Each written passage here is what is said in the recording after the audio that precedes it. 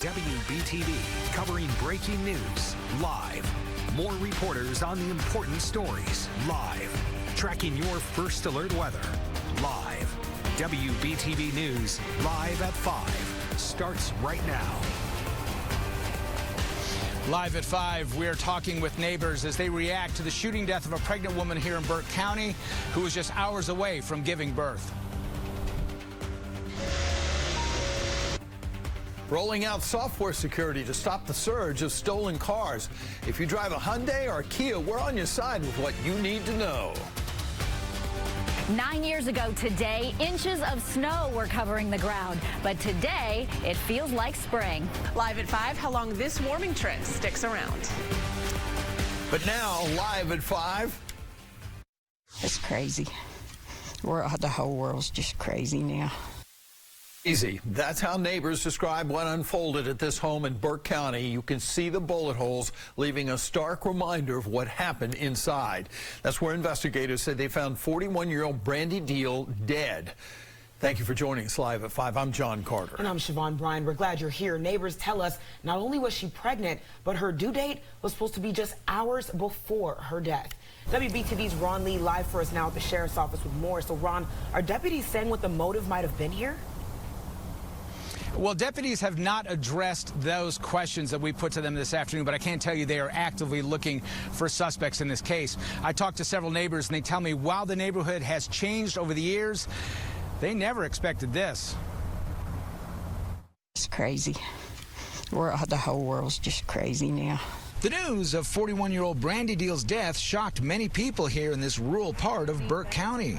But neighbors tell me violence has been here before. You don't know what to do no more. People are just crazy. Pat Burleson, who has lived in the area for a long time, has seen her neighborhood change over the years. She took me around the back of her home, where she says someone actually shot into her house as well. But if I'd have been laying in that bedroom, it probably got me. Detectives in Burke County were sent out to this home along Clark Loop Road in Morganton after what was first called in as a cardiac arrest. That turned into a woman who had been shot. Definitely shakes the nerves a little bit. Zach Nichols lives next door to where the crime scene tape was set up just hours ago. He says it's hard hearing not only about the homicide, but the victim was just hours away from giving birth. Oh, it's awful. I've got 2 little ones, and I couldn't imagine. I mean, it's just awful. The home where this happened still bears the scars of the crime. I counted 11 bullet holes in front of the mobile home. Many were grouped together, indicating a gruesome intent. It's a tricky thing to target somebody through a wall.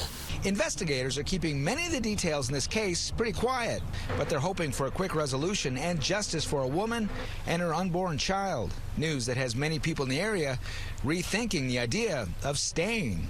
Maybe need to get the heck out.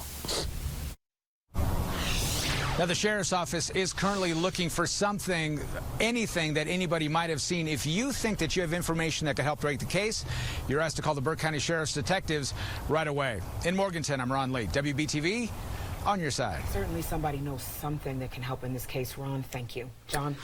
Well, 9 years ago today, you had snow in your backyard. That's right. On February 14th, 2014, the Charlotte area had at least 4 inches of snow on the ground. You can see it blanketed over the Queen City here. I haven't seen it since I've moved here. And apparently we haven't seen snow like this in the Charlotte area for over a year. And with the warming trend we're feeling, there's no chance for it this week. John, I'm sorry.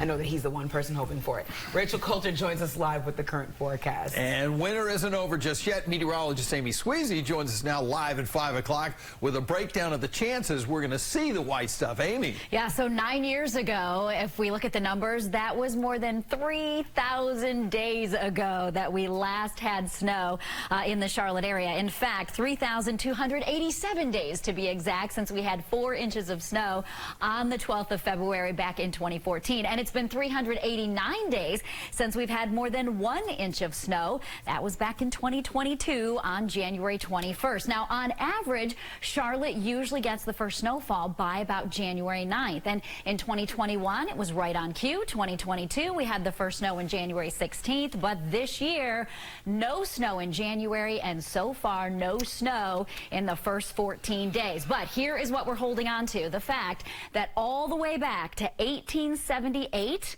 0 winters have had no snow in Charlotte. So fingers crossed, we've got about a month to go. Perhaps we will still get a little bit of snow here in Charlotte, but it is not going to happen this week. Am I right, Rachel? Yeah, especially when you look at the temperatures. We hit 69 degrees today, and then by the time we get to Thursday, we have a forecast high temperature of 74 degrees. So do we have rain in the forecast come Friday? We do, but that will all be rain.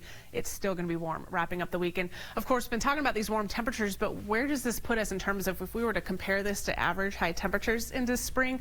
Upper 60s today feels more like March 31st. The mid 70s that we're expecting come Thursday, that's going to feel more like the middle of April. So we are well above average. We're going to stay above average for most of the forecast. There's one day where we actually start to see more seasonable conditions, and I'll walk you through that here on your 7-day forecast in a few minutes. But if you have some Valentine's Day evening plans, we're starting off well above average. We're starting off warm, still near 70 degrees in most locations, excluding the mountains. So if you have some plans tonight, no need for the rain gear, really no need for the heavy coat either. Those temperatures are going to be staying in the 60s until about 8, 9 o'clock, and then we're going to start to see those temperatures fall back into the 50s, low 50s as we approach midnight. I'm going to walk you through what to expect here the next few days. First alert weather day in place on Friday. I'll show you why in just a few minutes. Rachel, thank you. And you now live at 5. Hyundai and Kia rolling out software updates stemming from a rash of stolen cars. For months, we've been telling you about the social media trend showing people who easily steal those types of cars with a USB cord. We've even heard a warning from CMPD.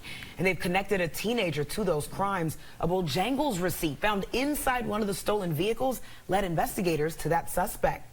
Several stolen vehicles have been reported within 2 miles of where that receipt was found. Now, we've also heard several insurance agencies like Progressive and State Farm limiting policies for certain types of models, specifically the Hyundai Elantras with the push-to-start key. If you drive one of these types of cars, there are some steps that you can take. Make them aware that you know this is an issue and what steps are they taking. Today, Kia and Hyundai announced owners can get an update to their software system for free. The update will extend the length of the theft alarm from 30 seconds to 1 minute. Nearly 8 million vehicles are eligible for that update. We have an update tonight about the young girl from Cornelius who's been missing for more than 2 months. Cornelius police put out a tweet today with a new picture of 11-year-old Madalena Kojakari. You can see her here on your screen. Take a close look at that picture. It's now been 85 days since she was last seen getting off her school bus on November 21st, and 61 days since Cornelius police learned Madalena was missing. That was December 15th. Madalena's mother and stepfather have been indicted on charges they failed to report her disappearance. Anyone with information that could help find Madalena is asked to call the Cornelius Police Department, 704-892-7773. And an update now in 2 smash and grab investigations in 2 different counties. Last month, a Kohl's store in Gastonia and another in Matthews were both robbed.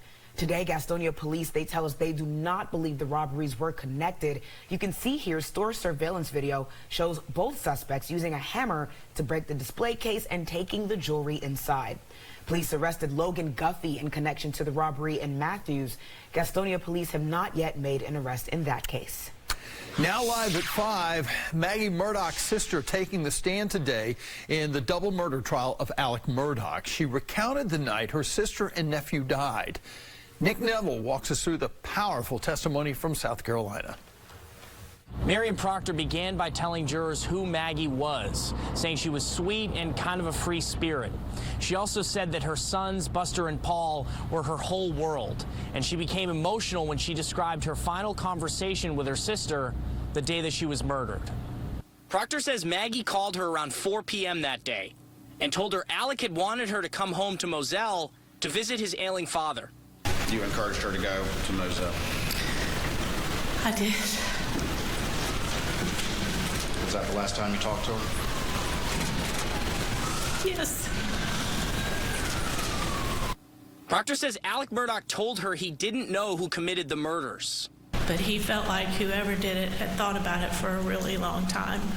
She testifies that in the weeks after the killings, Alec mentioned to her that his #1 goal was to clear Paul Murdaugh's name in the 2019 fatal boat crash lawsuit.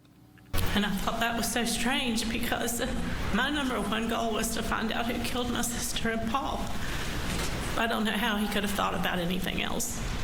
Proctor further testified that Alec Murdaugh didn't seem to be concerned about finding the killer.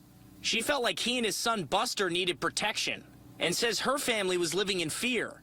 But she says, Alec didn't seem to be afraid.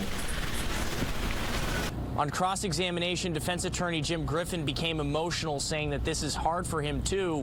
He also appeared to assert that Alec was living in fear after the murders because he was carrying a gun. But Proctor doubled down, saying that it appeared to her as though he was not living in fear. In Walterboro, I'm Nick Neville.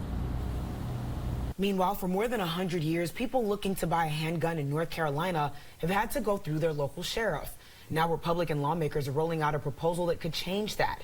The proposal would allow people to buy handguns without having to get approval from the sheriff. However, they still have to pass a federal background check.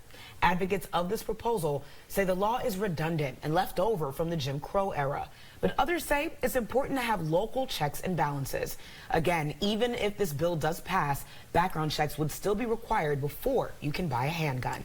Speaking of gun laws, a bill that would allow people in South Carolina to carry concealed loaded guns without needing a permit has just advanced and now awaits debate in the state capitol. It's known as constitutional carry or permitless carry. The bill would also set mandatory penalties for people unlawfully carrying guns after they've been convicted of certain crimes. A House Judiciary Committee took up the bill today, and the group Moms Demand Action was there to give their input. Anybody who's carrying a weapon out in the open needs training. Anybody who owns a weapon needs training. With rights come responsibilities. And responsible gun owners should know that they need to be well trained, not only to carry them in their own homes and for their own protection, but also anytime they're carrying them outside the home and around the public. The bill's already picked up 60-plus House Republican co-sponsors, including the Speaker of the House and the Republican Majority Leader. Next, live at 5. Enough deadly fentanyl to kill literally thousands of people is now gone from the streets in Cabarrus County. Coming up, I'll tell you who took it and what else they got.